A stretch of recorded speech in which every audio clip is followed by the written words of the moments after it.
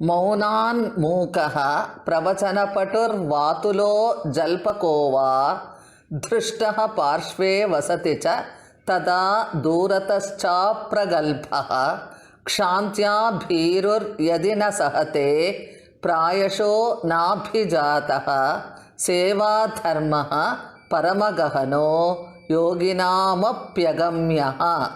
ನೀತಿಶತಕಂ. ಸೇವಕ ವೃತ್ತಿಯು ಪರಮ ಕಠಿಣವಾದದ್ದು, ಯೋಗಿಗಳಿಗೂ ನಡೆಸಲು ಶಕ್ಯವಿಲ್ಲದ್ದು.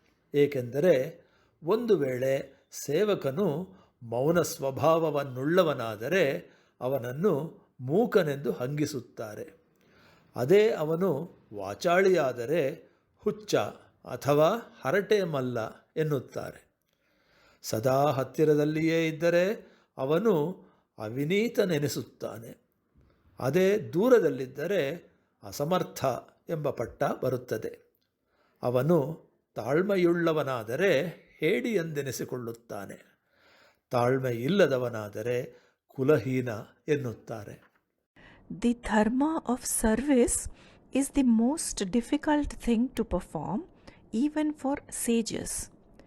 For if the servant is silent, he is dumb. If ready with his answer, he is talkative or garrulous. If he stands near, he is impudent. If he keeps at a distance, he is timid.